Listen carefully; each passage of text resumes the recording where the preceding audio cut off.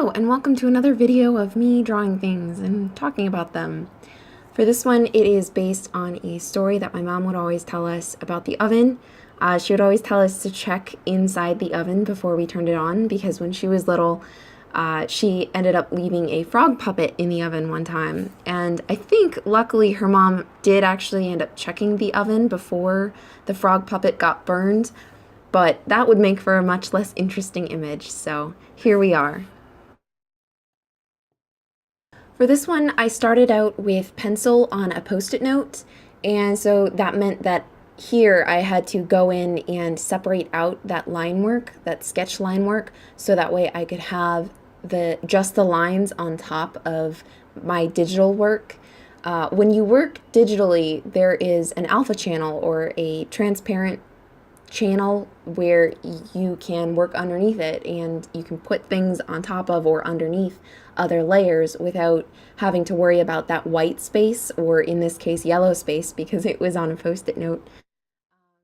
But because I worked traditionally just for that sketch, that meant that I had to go in and change it to black and white and adjust the levels so that way I could get it as close as I could. It was a pretty rough sketch and a pretty rough picture. So I flattened it out and I just used the color picker to select just the black, and then went out and erased all of the extra black marks or black smudges so that way the sketch could be at least semi-clean, so that way I could have it on top of all of my digital work as I was working and I could actually see what I was doing.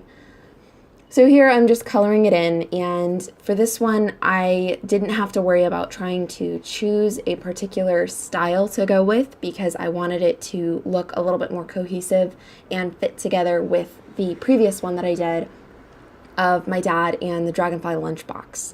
So I didn't have to sit there and go through as many different color comps or graphic styles or even compositions, because for this one I had a much clearer image in my mind of what that was going to look like, and I also wanted to play around with the composition and echo the other one a little bit more and have that really big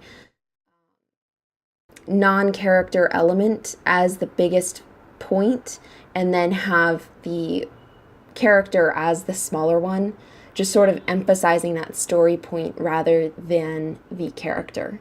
So in the previous one, it was the dragonfly that was really big and really huge, and that was because of the story and because it was supposed to be a really huge dragonfly. And so for this one, I could have had it where the girl was looking into the oven and the camera was sort of outside the oven looking in, but I thought that it would be a much more interesting view to have it inside the oven and we get to see the frog and emphasize the heat of the oven. So for this one, the emphasis wasn't on the composition or the size relationship, it was more on the lighting.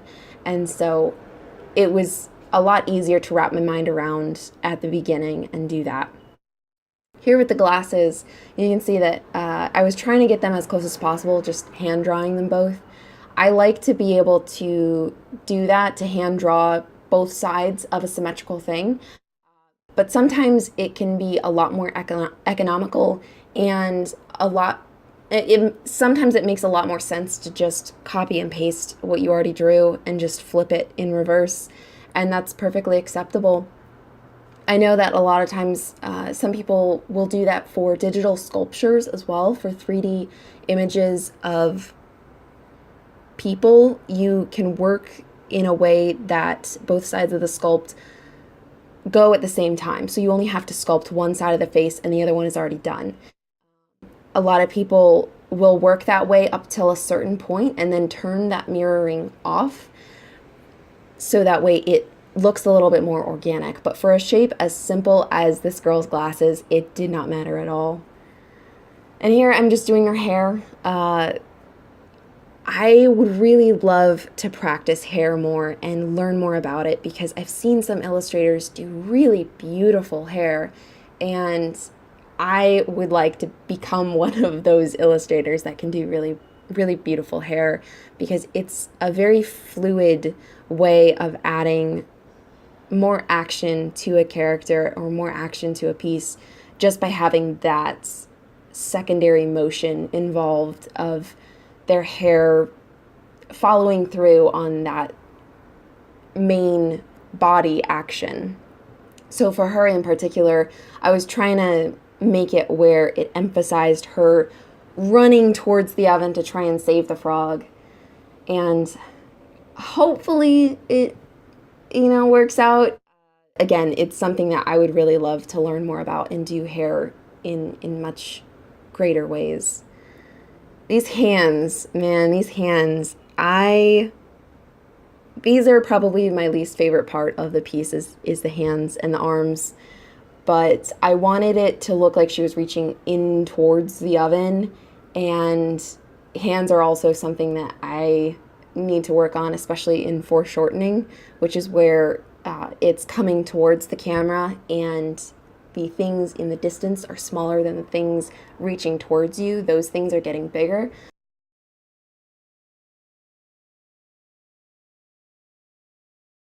It kind of worked, I guess.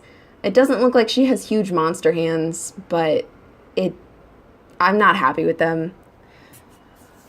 The light bulb is also something that kind of makes sense, kind of doesn't. I left it in there because of the lighting, and that was the thing that I really wanted to emphasize with this piece. And having the light bulb in there, I was able to get that orange glow on the frog, and I really liked that. I really liked the lighting of the piece, but the light bulb and the way that it was sunk into the oven, I couldn't find really good reference pictures of that because most ovens, I think, have the light bulb at the far back, not right there in the middle. And for lighting purposes and also for composition purposes, it made more sense to have it in the middle. I did find one where it was stuck in the middle.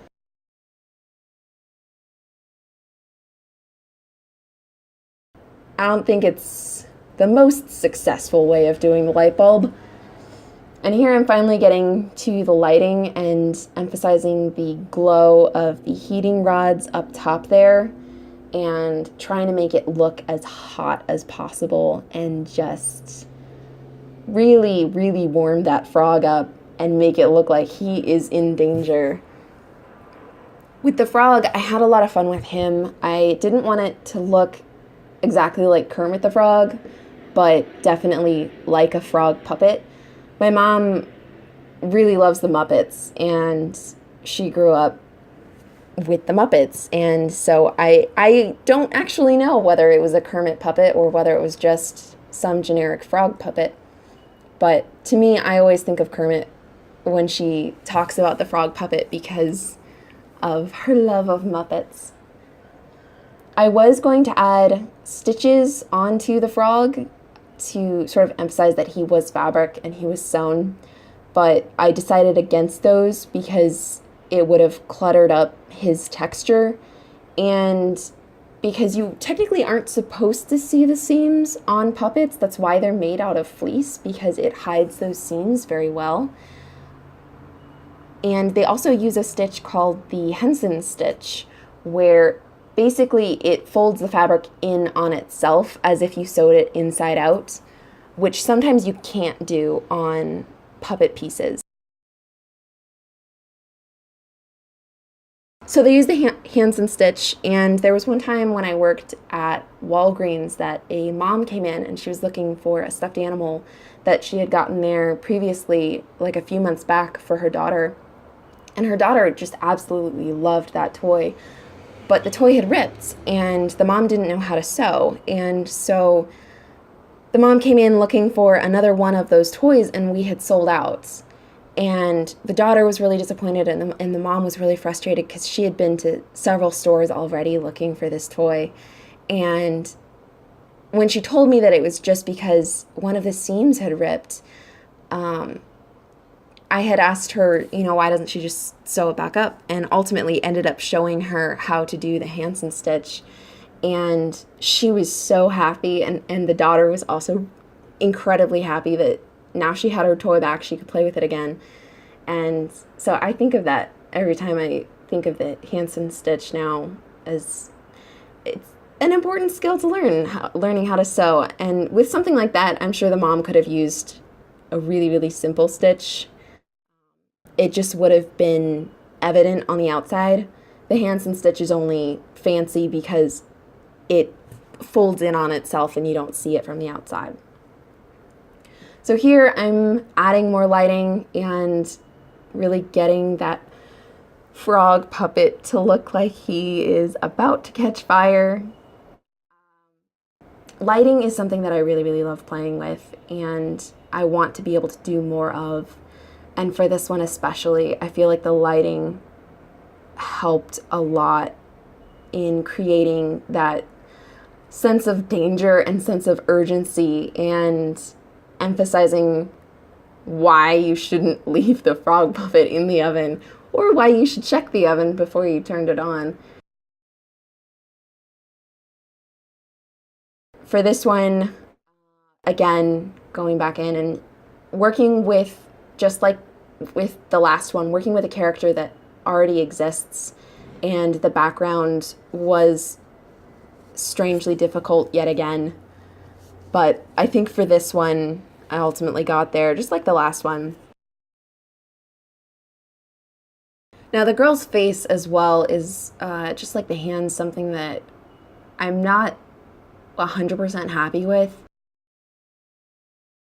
I was happy enough with it that I didn't feel like I had to redo it. It was just, especially the nose was a little bit too adult instead of a tiny kid nose.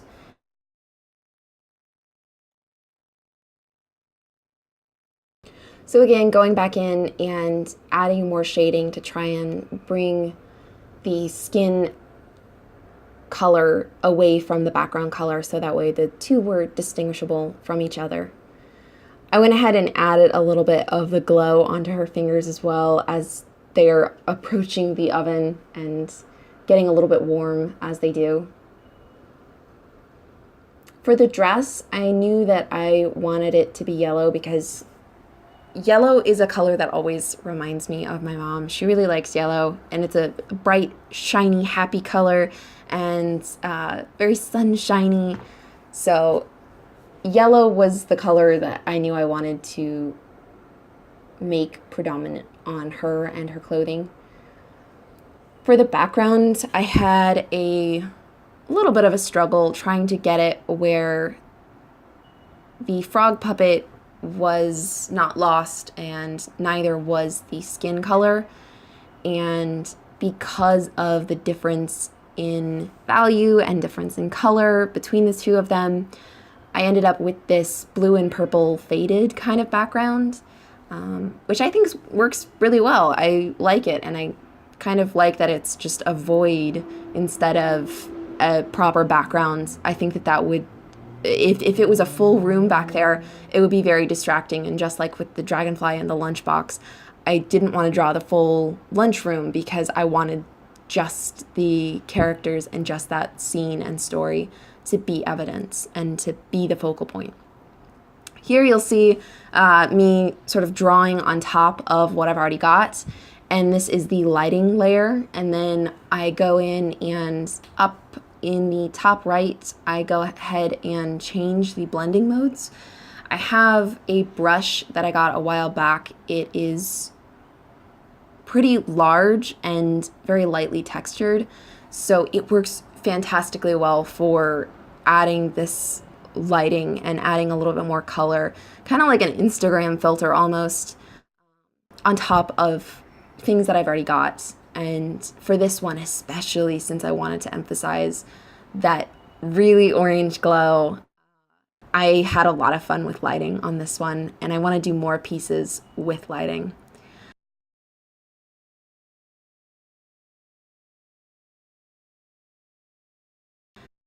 Alright, so that's about it for this one. I hope you guys enjoyed. Thank you very much for watching. If you liked this video, please give me a thumbs up. If you want to see more, hit subscribe. And if you want to see other sketches and things that I do, sometimes I post the pictures before I post the videos. You can follow me on Instagram, and I shall see you guys next time. Thanks for watching. Bye.